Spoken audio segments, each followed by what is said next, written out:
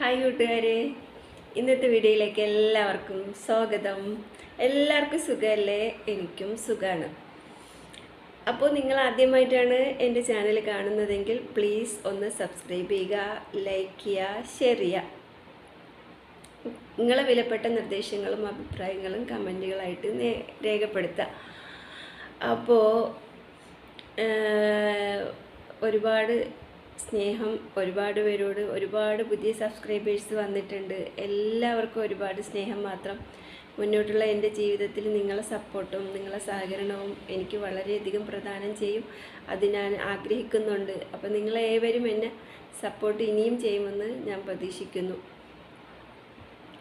ആരോ ചോദിച്ചിട്ടുണ്ടായിരുന്നു, എന്താ നിങ്ങളെ സ്വന്തം വീടാണോ? അതെന്ന് അല്ല, ഞാൻ വാടകയ്ക്കാണ്.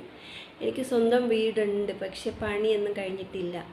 മാത്രമല്ല, മോൻ്റെ വിദ്യാഭ്യാസവും കാര്യങ്ങളും ആ ജില്ലയിൽ നിന്നും മറ്റൊരു ജില്ലയിലോട്ട് വന്നപ്പോൾ എനിക്ക് അവിടെ വീട് മാറേണ്ടി വന്നു.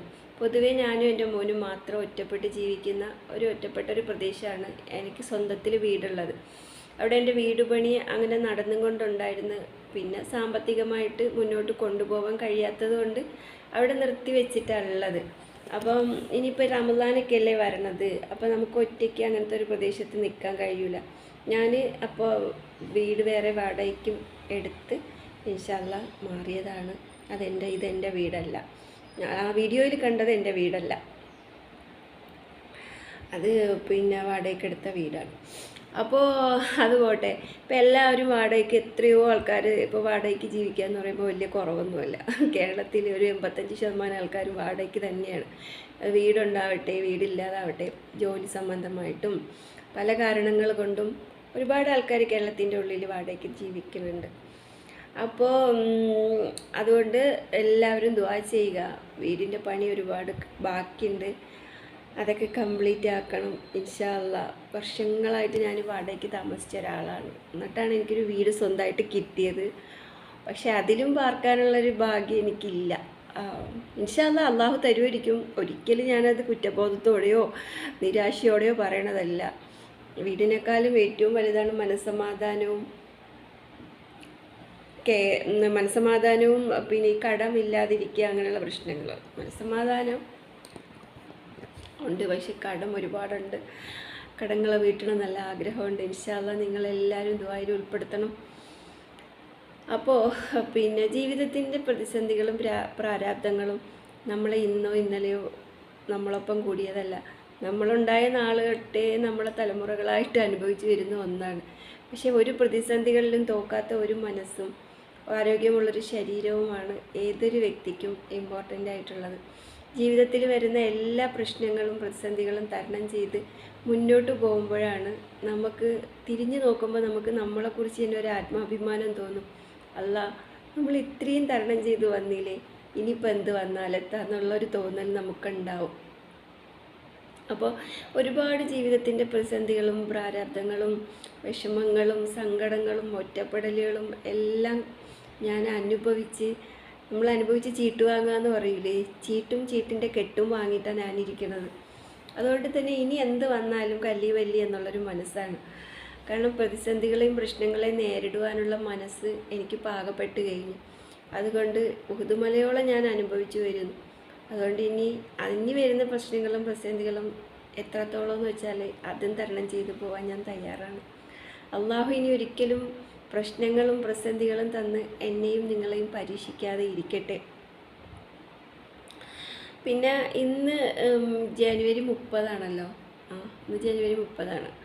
ഇന്ന് കോഴിക്കോട് കൊയിലാണ്ടിക്കടുത്ത് കൊല്ലം എന്ന് പറയുന്ന സ്ഥലമുണ്ട്. അവിടെ പാറപ്പള്ളി മക്കാമുണ്ട്. പാറപ്പള്ളി തമീമുൽ അൻസാർ റളിയല്ലാഹു അൻഹു നമ്മളെ ബദരിയത്തിലും മജ്‌ലിസുന്നൂറിലും ഒക്കെ നമ്മൾ പിന്നെ ബദരീങ്ങളെ പേര് എടുത്തു പറയുമ്പം തമീമുൽ അൻസാർ റളിയല്ലാഹുവിൻ്റെ പേര് പരാമർശിക്കുന്നുണ്ട്. ആ തമീമുൽ അൻസാർ റളിയല്ലാഹു അൻഹു അന്ത്യവിശ്രമം കൊള്ളുന്നത് കോഴിക്കോട് ജില്ലയിലെ കൊയിലാണ്ടിക്കടുത്തുള്ള പാറപ്പള്ളിയിലാണ്. ഇന്ന് അവിടെ ഉറൂസാണ്. അപ്പോൾ പോകണമെന്നുണ്ട് ഇൻഷാ അല്ലാഹ്, ഭാഗ്യമുണ്ടായാൽ പോവും. അപ്പോൾ നിങ്ങളേവരും അവിടെ വെച്ചിട്ട് ഏതെങ്കിലും ഒരു സബ്സ്ക്രൈബേഴ്സ് കണ്ടാലോ എന്ന് വിചാരിച്ചിട്ടാണ് ഞാൻ ഇപ്പോൾ ഇത് പറഞ്ഞത് കേട്ടോ.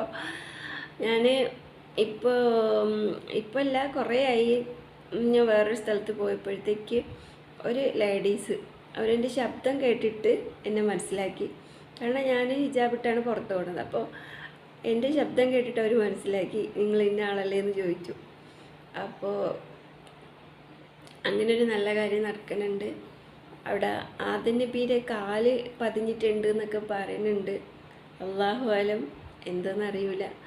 കാരണം ആദം നബി ഇന്നത്തെ ശ്രീലങ്ക, അന്നത്തെ സരദ്വീപ് എന്ന് പറയും, അവിടെ നിന്നിട്ട് കാലെടുത്ത് വെച്ചതാണ് കേരളത്തിൽ. അപ്പോൾ അത് പാറപ്പള്ളിയിലാണ് എന്ന് പറഞ്ഞിട്ട് അവിടെ ഒരു കാലിൻ്റെ പാടൊക്കെ ഉണ്ട്. ആധികാരികമായിട്ട് പറയാൻ നമ്മൾ ആളല്ല, അത് എത്രത്തോളം എന്തൊക്കെ ഹക്കുണ്ടെന്ന് നമുക്ക് അറിയാൻ പറ്റില്ല. അതുകൊണ്ട് നമുക്ക് അതിൻ്റെ വിഷയങ്ങളെല്ലാം ഇവിടെ വേണ്ട, ഞാൻ പറഞ്ഞു എന്ന് മാത്രം. പിന്നെ അതിനേക്കാളും മനോഹരമാണ് പാറപ്പള്ളി ബീച്ച് എന്ന് പറയുന്നത്. ഒരു രക്ഷയുമില്ല, സൂപ്പർ വൈബാണ്. അവിടെ പോയിട്ടുള്ളവർക്ക് അറിയാൻ പറ്റും. ഭയങ്കര വൈബെന്ന് വെച്ചാൽ നമുക്കവിടെ നല്ല സൂപ്പറായിട്ട് എൻജോയ് ചെയ്യാൻ കഴിയും. അത്ര വലിയ തിരമാലകളും ആഴൊന്നുമില്ലാത്തൊരു കടലിൻ്റെ ഒരു ചെറിയൊരു ഭാഗം അവിടെ ഉണ്ട്. അപ്പം അവിടെ ഭയങ്കര ഒരു ആസ്വാദനത്തിന് ഭയങ്കരമായിട്ട് നമുക്ക് ഇഷ്ടപ്പെടുന്ന ഒരു സ്ഥലമാണ്. ഏകദേശം ഒരു അസറോട് കൂടി വൈകുന്നേരമൊക്കെ ആയിട്ട് നമ്മൾ അവിടെ പോയിട്ടുണ്ടെങ്കിൽ ഒരുപാട് ആൾക്കാർ വിസിറ്റിങ്ങിന് വരുന്നതാണ്. ഒരുപാട് പേര് അവിടെ വന്ന് എൻജോയ് ചെയ്യുന്നതാണ്. കുട്ടികളൊക്കെ ആയിട്ട് നമുക്ക് പോകാൻ പറ്റിയ ഒരു നല്ലൊരു ബീച്ചാണ് പാറപ്പള്ളി ബീച്ച്. അപ്പോൾ ഇൻഷാ അല്ലാഹ് ദുആയിൽ ഉൾപ്പെടുത്തുക. മാസങ്ങളെല്ലാം ശഅബാനെല്ലാം കഴിഞ്ഞുകൊണ്ടേയിരിക്കണം, ദിനങ്ങൾ എണ്ണിക്കൊണ്ടേയിരിക്കുന്നു. പരിശുദ്ധ റമദാനിലോട്ട് അടുക്കുകയാണ്. ഇൻഷാ അല്ലാഹ് നിങ്ങളെല്ലാവരുടെയും ദുആയിൽ എന്നെ ഉൾപ്പെടുത്തുക. ഞാനും നിങ്ങളേവരെയും എൻ്റെ ദുആയിൽ ഉൾപ്പെടുത്തും. എല്ലാ പ്രശ്നങ്ങളും പ്രതിസന്ധികളും നമുക്ക് ഏവർക്കും മാറിക്കിട്ടട്ടെ. എല്ലാ ദുആയിലും ഞാനും എൻ്റെ കുടുംബവും നിങ്ങളിലുണ്ടാവണം. ആരുടെ ഒരു ദുആയാണ് പഠിച്ചവൻ സ്വീകരിക്കണമെന്ന് പറയാൻ പറ്റൂലല്ലോ. അപ്പോൾ ഇൻഷാ അല്ലാഹ് മറ്റൊരു വീഡിയോയിൽ കാണാം. സബ്സ്ക്രൈബ് ചെയ്യുക, സപ്പോർട്ട് ചെയ്യുക, ലൈക്ക് ചെയ്യുക, കമൻറ്റ് ചെയ്യുക. എല്ലാ കൂട്ടുകാർക്കും ബൈ.